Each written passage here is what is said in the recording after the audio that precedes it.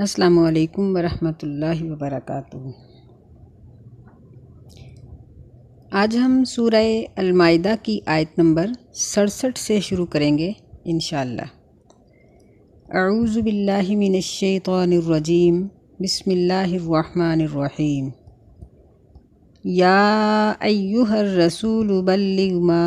انزل الیک من ربک، اے رسول صلی اللہ علیہ وسلم پہنچا دیجئے اس چیز کو جو آپ کی طرف اتاری گئی ہے آپ کے رب تعالیٰ کی طرف سے۔ وَإِن لَّمْ تَفْعَلْ فَمَا بَلَّغْتَ رِسَالَتَهُ، اور اگر آپ نے ایسا نہیں کیا تو گویا آپ نے نہیں پہنچایا اس کی رسالت کو، یعنی رسالت کا حق ادا نہیں کیا۔ وَاللَّهُ يَعْصِمُكَ مِنَ النَّاسِ، اور اللہ تعالیٰ آپ کو بچا لے گا لوگوں کے شر سے، یعصم بچا لے گا۔ ان اللہ لا یہدی القوم الکافرین، بے شک اللہ تعالیٰ نہیں ہدایت دیتا کافروں کی قوم کو۔ اس آیت مبارکہ میں اللہ تعالیٰ نے آپ کو رسول کہہ کر مخاطب کیا ہے، اور قرآن مجید میں بہت سی جگہوں پر آپ کو نبی کہہ کر بھی مخاطب کیا گیا ہے۔ علماء کرام نے نبی اور رسول میں چند فرق بیان کیے ہیں، جن میں سے ایک فرق یہ ہے کہ رسول وہ ہوتا ہے جس سے پہلے آنے والا اس کے آنے کی، اس کی آمد کی بشارت اپنی قوم کو سنائے۔ نبی صلی اللہ علیہ وسلم کی بشارت ہر نبی نے اپنی امت کو سنائی۔ ایک فرق یہ بیان کیا جاتا ہے کہ رسول پر اللہ تعالیٰ کتاب بھیجتے ہیں یا صحیفہ نازل کرتے ہیں، اور وہ الگ سے اپنی امت تشکیل دیتے ہیں، یعنی اس کی امت کا الگ سے نام رکھا جاتا ہے۔ اور ایک فرق یہ بیان کیا گیا ہے کہ رسول کی جان کی حفاظت اللہ تعالیٰ اپنے ذمہ لیتے ہیں، جس طرح اللہ تعالیٰ نے یہاں بھی فرمایا کہ واللہ یعصمک من الناس، اور سورہ البقرہ میں فرمایا فَسَيَكْفِيكَهُمُ اللَّهُ، یعنی اللہ تعالیٰ نے آپ کی ذمہ داری اپنے ذمہ لے لی۔ اور جب کہ جو انبیاء ہوتے ہیں وہ ان میں سے بہت سے نبی ناحق شہید بھی کر دیے گئے۔ یہ مختلف فرق رسول اور نبی کے ہیں، اور نبی علیہ السلام چونکہ تمام رسولوں اور نبیوں کے آخر میں آئے ہیں، اور آپ کی بشارت نبیوں نے سنائی، اور آپ کی امت کا الگ سے نام بھی رکھا گیا، تو آپ کو دونوں ہی اعزاز حاصل ہیں، آپ نبی بھی ہیں اور رسول بھی۔ اللہ تعالیٰ نے قرآن مجید میں کئی جگہوں پر آپ کے دونوں نام بھی ذکر کیے ہیں۔ فرمایا واللہ یعصمک من الناس، اللہ تعالیٰ آپ کو لوگوں کے شر سے بچا لے گا۔ نبی علیہ السلام کو صرف ایک طرف سے کوئی خطرہ نہیں تھا، بلکہ آپ کو باہر سے بھی خطرہ تھا اور اپنے گھر سے بھی خطرہ تھا۔ جب آپ مکہ میں تھے تو اس وقت مشرکین مکہ میں سے بہت سے لوگوں نے آپ پر قاتلانہ حملے کیے۔ جب آپ مدینہ میں آئے تو مکے کے لوگ بھی آپ کے دشمن تھے، اور ادھر سے یعنی جو باقی کفار تھے، کفار عرب، وہ بھی آپ کے دشمن تھے، یہودی بھی آپ کے دشمن تھے، منافقین بھی آپ کے دشمن تھے۔ اس طرح سے چاروں طرف سے آپ کی دشمنی کی جا رہی تھی۔ 4 قسم کے دشمنوں کے ساتھ آپ کا مقابلہ تھا، اور ان کے ساتھ آپ نبرد آزما تھے۔ نبی علیہ السلام پر تقریباً ابتدائی 3 سال جو تھے وہ انتہائی خفیہ تبلیغ کے آپ نے گزارے، یعنی آپ پر یہ بہت ہی تکلیف دہ دن تھے اور مشکل دن تھے۔ پھر اس کے بعد باقی جو 20 سال کا عرصہ تھا، اس میں نبی علیہ السلام نے سرعام تبلیغ کا کام شروع کیا، تو آپ کے اوپر تقریباً 17 قاتلانہ حملے ہوئے، اور یہ سب حملے یہ بہت بڑے تھے، چھوٹے موٹے نہیں تھے، بہت بڑے تھے، لیکن اللہ تعالیٰ نے آپ کو ان سب سے بچا لیا۔ ان 17 حملوں میں سے 9 حملے قریش مکہ کی طرف سے آپ پر ہوئے، 3 حملے جو تھے وہ بدوی قبائل کی طرف سے ہوئے، ایک مرتبہ آپ پر منافقین نے بھی حملہ کیا، شاہ ایران نے بھی آپ کے اوپر ایک مرتبہ حملہ کروایا، لیکن اللہ تعالیٰ نے آپ کو ان تمام حملوں سے بچا لیا، اور آپ دنیا کے وہ بادشاہ ہیں جن کے اوپر سب سے زیادہ قاتلانہ حملے ہوئے، اور ابھی تک کسی کے اوپر اتنے حملے نہیں ہوئے۔ اللہ تعالیٰ نے آپ کو محفوظ رکھا اور اپنا وعدہ جو تھا وہ پورا فرمایا۔ قل یا اہل الکتاب لستم علی شیء حتی تقیموا التوراۃ والانجیل،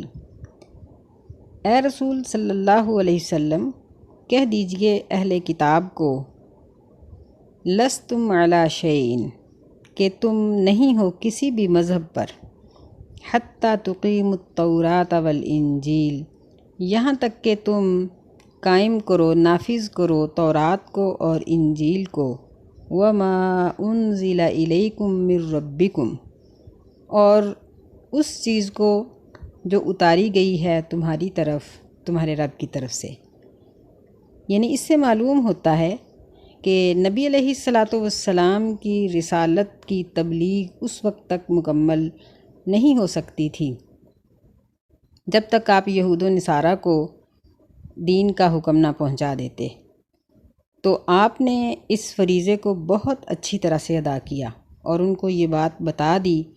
کہ تم کسی بھی مذہب پر نہیں ہو، یعنی اللہ تعالیٰ کے نزدیک تمہارے اس بناوٹی مذہب کی کوئی قدر نہیں، اور یہ تورات اور انجیل کے نافذ کرنے کا حکم اس وقت تک تھا جب تک نبی صلی اللہ علیہ وسلم کی بعثت نہیں ہوئی تھی، یا جن لوگوں کو نبی علیہ السلام کی بعثت کا پتہ نہیں چلا تھا، کیونکہ اس وقت نشر و اشاعت کے جو وسائل تھے وہ بہت کم تھے، اور یوں ہی ذاتی طور پر ہی خبریں ایک جگہ سے دوسری جگہ پر پہنچتی تھیں۔ یہی وجہ تھی کہ نبی علیہ السلام کے مدینہ ہجرت کر کے آ جانے کے بعد بھی شام کے اور دیگر بعض علاقوں میں آپ کے آنے کی خبر نہیں پہنچی تھی۔ سیدنا سلمان فارسی رضی اللہ تعالی عنہ کو، جو عیسائی عالم تھا، اس نے یہ بات کہی تھی کہ وہ نبی ظاہر ہونے والا ہے، اس کو تلاش کر لو۔ حالانکہ نبی علیہ السلام کو ظاہر ہوئے کئی سال ہو چکے تھے۔ تو جن لوگوں کو آپ کی بعثت کی خبر نہیں ملی تھی ان کے لیے یہ ضروری تھا کہ وہ تورات اور انجیل کو نافذ کرتے، لیکن جن تک آپ کی خبر پہنچ چکی تھی ان کے لیے تورات اور انجیل کا نافذ کرنا منسوخ ہو چکا تھا۔ ان کے لیے یہ ضروری تھا کہ وما انزل الیکم من ربکم کہ جو اللہ تعالیٰ نے قرآن مجید نازل کیا ہے اس کو نافذ کرو۔ نبی صلی اللہ علیہ وسلم نے فرمایا کہ میرے آنے کے بعد جس بھی یہودی یا عیسائی کو میرے آنے کی خبر ملے لیکن وہ مجھ پر ایمان نہ لائے تو وہ کافر ہے۔ ایک مرتبہ سیدنا عمر رضی اللہ تعالی عنہ کو تورات کا کوئی ورقہ ملا، وہ لے آئے، تو وہ لا کر نبی صلی اللہ علیہ وسلم کے پاس بیٹھ کر پڑھنا شروع ہو گئے، تو آپ کا غصے کی وجہ سے رنگ بدل گیا۔ سیدنا ابو بکر رضی اللہ تعالیٰ عنہ نے دیکھا تو انہوں نے جلدی سے کہنا شروع کر دیا، رضیت باللہ ربا وبالاسلام دینا وبمحمد صلی اللہ علیہ وسلم نبیا۔ تو سیدنا عمر رضی اللہ تعالیٰ عنہ بھی اس کو پڑھنے سے رک گئے۔ تو نبی صلی اللہ علیہ وسلم نے فرمایا کہ لو کان موسیٰ حیا، اگر آج موسیٰ علیہ السلام بھی زندہ ہو کر آ جائیں یا زندہ ہوتے تو ان کے لیے بھی یہ بات ضروری تھی کہ وہ میری نبوت کا اور میری رسالت کا اقرار کرتے، میرا کلمہ پڑھتے۔ اللہ تعالیٰ نے انبیاء علیہ السلام سے عہد بھی یہی لیا تھا، جس کا تذکرہ اللہ تعالیٰ نے قرآن مجید میں فرمایا ہے کہ تم میں سے کسی کی بھی زندگی میں آخری رسول آ جائے تو اس کے لیے ضروری ہوگا کہ وہ اپنی رسالت اور اپنی نبوت کو چھوڑ کر اس کی رسالت کے پیچھے لگے اور اس کا کلمہ پڑھے۔ اگر ایسا کرے گا تو ٹھیک ہے، اگر ایسا نہیں کرے گا تو فاسق ہو جائے گا۔ تو جب انبیاء علیہ السلام کے لیے یہ حکم ہے تو امت کے لیے یہ گنجائش کہاں سے نکل سکتی ہے کہ وہ آج بھی یہودیت اور عیسائیت کے اندر رہیں؟ نہیں، جو لوگ یہودی ہیں یا عیسائی ہیں یا کسی اور مذہب کے اندر ہیں یہ اللہ تعالیٰ کے نزدیک کافر ہیں، اور اگر اسی حال میں مریں گے تو ان کا ٹھکانہ جہنم ہے۔ یہاں چلتے چلتے ایک بات اور بھی کر لینی چاہیے، وہ یہ ہے کہ آج کل چونکہ NGOs کا دور ہے تو یہ لوگ مختلف بہانوں سے مسلمانوں کو اسلام سے پھیرنے کی کوششیں کرتے ہیں۔ اسی سلسلے میں ان لوگوں نے دم درود اور لوگوں کی مدد اور اس طرح کے بہت سے انہوں نے وسائل نکالے ہوئے ہیں، اور ہمارے سادہ لوگ مسلمان اپنے فائدے کے لیے، کوئی اپنے بخار کے لیے، کوئی اپنی اولاد کے لیے، کوئی اپنے کاروبار کے لیے، کوئی کسی بیماری کے لیے عیسائیوں سے دم کروانے کے لیے چلے جاتے ہیں۔ چونکہ یہاں ہمارے پنجاب میں یہودی تو تقریباً نہیں ہیں، ان لوگوں کا وجود شاید سندھ کے علاقے میں اور سرحد کے علاقے میں ہوگا۔ ان علاقوں میں زیادہ تر عیسائی ہی پائے جاتے ہیں۔ ان علاقوں میں یہودی سرگرم ہیں اور ان علاقوں میں عیسائی ہیں، شیعہ ہیں، مرزائی ہیں۔ تو اس صورتحال کے لیے یہ بات قابل غور ہے کہ مسلمان یہ نہیں سوچتے کہ جو کتاب منسوخ ہو چکی ہے، جو لوگ اللہ تعالیٰ کے نزدیک وہ غلط ہیں اور جن کے لیے سزا واجب ہو چکی ہے، ان سے دم کس طرح کروایا جا سکتا ہے۔ دراصل یہ لوگ دم نہیں کرتے، دم تو ایک ان کا بہانہ ہوتا ہے۔ اس طرح آہستہ آہستہ یہ اپنے اخلاق اور اپنے مالی اخراجات کی وجہ سے، یعنی مال خرچ کرتے ہیں، خوش اخلاقی سے پیش آتے ہیں کہ دم کروانے کے لیے آنے والا شخص ان کا گرویدہ ہو جاتا ہے۔ پھر اس کو بڑی نرمی کے ساتھ اور بڑے ڈھکے چھپے لفظوں میں ان کو عیسائیت کا یا شیعیت یا مرزائیت کا یہ لٹریچر پیش کرتے ہیں کہ آپ یہ پڑھیں، اور اس طرح سے آہستہ سے ان کو اپنے مذہب کی طرف کھینچنے کی کوشش کرتے ہیں۔ تو ہم مسلمانوں کو یہ چاہیے کہ ہم ہر وقت خبردار رہیں اور ایسے لوگوں کے ہتھے نہ خود چڑھیں نہ اپنی اولادوں کو چڑھنے دیں، بلکہ بہت احتیاط کے ساتھ ہمیں اس معاملے کو دیکھنا چاہیے۔ آگے اللہ تعالیٰ فرماتے ہیں وَلَيَزِيدَنَّ كَثِيرًا مِّنْهُم مَّا أُنزِلَ إِلَيْكَ مِن رَّبِّكَ طُغْيَانًا وَكُفْرًا، کہ اور اللہ تعالیٰ ان میں سے بہت سے لوگوں کو بڑھا دے گا، زیادہ کر دے گا اس چیز کے بارے میں جو اللہ تعالیٰ نے آپ کی طرف نازل کی ہے، سرکشی اور کفر میں۔ فَلَا تَأْسَ عَلَى الْقَوْمِ الْكَافِرِينَ، بس آپ نہ غمزدہ ہوں کافروں کی قوم پر، یعنی ان لوگوں کی سرکشی اور کفر بڑھتا ہی چلا جائے گا، اور نبی علیہ السلام کو تسلی دی جا رہی ہے کہ آپ ان کافروں کے جو مسائل ہیں اور ان کی کارکردگی ہے اس پر آپ پریشان نہ ہوں۔ ان الذین آمنوا والذین ہادوا، بے شک وہ لوگ جو ایمان لائے، والذین ہادوا، اور وہ لوگ جو یہودی ہوئے، والصابئون، اور بے دین، والنصارى، اور عیسائی، من آمن باللہ والیوم الآخر، ان میں سے جو بھی ایمان لے آئے گا اللہ پر اور آخرت کے دن پر، وعمل صالحا، اور نیک عمل کرے گا، فلا خوف علیہم ولا هم یحزنون، پس نہ ہی ان پر کوئی غم ہوگا اور خوف ہوگا اور نہ ہی وہ غم زدہ ہوں گے۔ یہاں اللہ تعالیٰ نے 4 قسم کے لوگوں کو مخاطب کیا ہے: ایمان والے، یہودی، بے دین اور عیسائی۔ صابئین وہ لوگ ہیں جنہوں نے اپنا من گھڑت مذہب بنایا ہوا ہے، چونکہ یہ مذہب یہودیت اور عیسائیت سے ہٹ کر ہے، اس لیے ان کو بے دین کہا جاتا ہے۔ ان چاروں کو اللہ تعالیٰ نے مخاطب کر کے کہا ہے کہ اللہ پر ایمان لانا، آخرت پر ایمان لانا اور عمل صالح کرنا، یہ 3 چیزیں تمہارے لیے ضروری ہیں۔ یعنی کلمہ گو ہو کوئی، یا یہودی ہو، بے دین ہو، عیسائی ہو، صرف کلمہ پڑھ لینے سے جنت نہیں ملتی، بلکہ اللہ پر یقین رکھنا، ایمان کا معنی یقین ہوتا ہے۔ تو جب اللہ پر، اس کے احکامات پر یقین رکھا جائے گا تو اس کا اظہار اپنے عمل سے ہوگا، یعنی عمل صالح کرے، آخرت کے حساب و کتاب کا یقین رکھے۔ یہ 3 چیزیں جس میں ہوں گی، ایسے لوگوں کو آخرت میں یا موت کے وقت یا قبر میں خوف اور غم نہیں ہوگا، بلکہ اللہ تعالیٰ ان کو اس سے نجات دے دیں گے۔ لقد اخذنا میثاق بنی اسرائیل، البتہ تحقیق ہم نے بنی اسرائیل سے پکا وعدہ لیا، وَأَرْسَلْنَا إِلَيْهِمْ رُسُلًا، اور ہم نے ان کی طرف بہت سے رسول بھیجے۔ یعنی موسیٰ علیہ السلام کو جب اللہ تعالیٰ نے تورات عطا کی تو اس وقت سے لے کر انجیل کے نازل ہونے تک بہت سے نبیوں نے آ کر اسی تورات کو ہی پڑھایا اور اسی کی تبلیغ کی اور موسیٰ علیہ السلام کا ہی کلمہ پڑھتے رہے۔ کلما جاءہم رسول بما لا تہوی انفسہم، جب بھی ان کے پاس کوئی رسول آیا، بما لا تہوی انفسہم، اس چیز کو لے کر جو ان کے نفسوں کی خواہشات کے خلاف تھی، فریقاً کذبوا و فریقاً یقتلون، تو ایک جماعت کو جھٹلا دیتے رہے اور ایک جماعت کو قتل کر دیتے رہے۔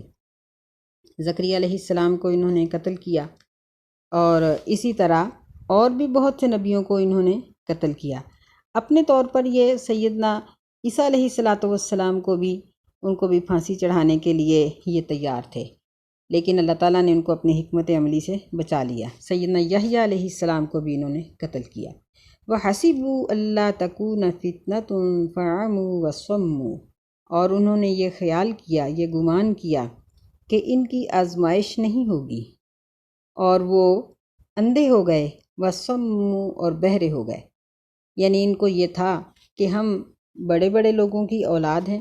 یہ اپنے آپ کو انبیاء کی اولاد کہلاتے تھے، بلکہ اللہ کے پوتے بن بیٹھتے تھے،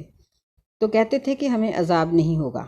اس لیے یہ اندھے اور بہرے ہو کر زندگی بسر کر رہے تھے۔ یعنی ان کے اندر عمل نہیں تھا، یہ کوئی بھی گناہ کرتے وقت جھجکتے نہیں تھے۔ ثم تاب اللہ علیہم، پھر اللہ تعالیٰ نے ان کے اوپر رجوع کیا، یعنی اللہ نے مہربانی فرمائی اور بعض نبیوں کے آنے کے بعد ان کی توبہ کو قبول کر لیا۔ ثم عموا وصموا، پھر یہ اندھے ہو گئے اور بہرے ہو گئے، کثیر منہم، ان میں سے بہت سے لوگ، واللہ بصیر بما یعملون، اور اللہ تعالیٰ اس چیز کو دیکھنے والا ہے جو وہ عمل کرتے ہیں۔ یعنی اللہ تعالیٰ نے ان پر رجوع کیا، لیکن پھر یہ اندھے پن اور بہرے پن میں چلے گئے، یعنی دین سے دور ہو گئے اور ان کی اکثریت دین سے دور ہو گئی، تو اللہ ان کے عمل دیکھ رہا تھا۔ مطلب یہ ہے کہ جب کسی بھی امت میں گناہوں کی کثرت ہو جاتی ہے تو پھر وہ پوری امت اللہ کے عذاب کی لپیٹ میں آ جاتی ہے۔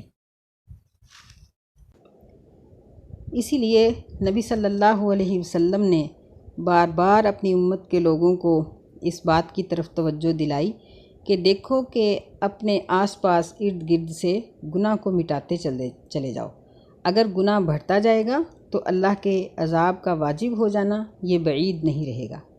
لَقَدْ كَفَرَ الَّذِينَ قَالُوا إِنَّ اللَّهَ هُوَ الْمَسِيحُ ابْنُ مریم، البتہ تحقیق ان لوگوں نے کفر کیا جنہوں نے یہ بات کہی کہ بے شک اللہ ہی مسیح بن مریم ہے، نعوذ باللہ من ذالک۔ یعنی وہ یہ کہتے تثلیث کے قائل ہو گئے، وہ کہتے تھے کہ اللہ ہی تینوں شکلوں میں آتا ہے، کبھی اللہ کی شکل میں، کبھی مریم علیہ السلام کی شکل میں، کبھی عیسیٰ علیہ السلام کی شکل میں، اور بعض نے کہا کہ یہ تینوں مل کر ایک خدا بنتا ہے، نعوذ باللہ من ذالک۔ وقال المسیح یا بنی اسرائیل اعبدوا اللہ ربی وربکم، اور مسیح علیہ السلام نے کہا کہ اے بنی اسرائیل، اللہ کی عبادت کرو جو میرا بھی رب ہے اور تمہارا بھی رب ہے۔ انہ من یشرک باللہ فقد حرم اللہ علیہ الجنہ، بے شک جو شخص اللہ کے ساتھ شریک ٹھہرائے گا بس تحقیق اللہ نے اس پر جنت کو حرام کر دیا۔ وَمَأْوَاهُ النَّارُ، اور اس کا ٹھکانہ آگ ہے۔ وَمَا لِلظَّالِمِينَ مِنْ أَنصَارٍ، اور ظالموں کے لیے کوئی مددگار نہیں۔ یعنی جب مسیح علیہ السلام خود اللہ کی عبادت کی دعوت دے رہے ہیں اور شرک سے منع کر رہے ہیں اور یہ کہہ رہے ہیں کہ شرک کرنے والے کے لیے جہنم ٹھکانہ ہے اور جو شرک نہیں کرتا اس کے لیے جنت ہے، مشرک پر جنت حرام ہے، تو پھر تم کس طرح کہتے ہو کہ عیسیٰ علیہ السلام نے ہمیں ایسا کرنے کا کہا؟ عیسیٰ علیہ السلام تو اپنی زبان سے اس کے خلاف بات کرتے رہے۔ آگے اللہ تعالیٰ ایک اور دلیل پیش کرتے ہیں، لَقَدْ كَفَرَ الَّذِينَ قَالُوا إِنَّ اللَّهَ ثَالِثُ ثَلَاثَةٍ،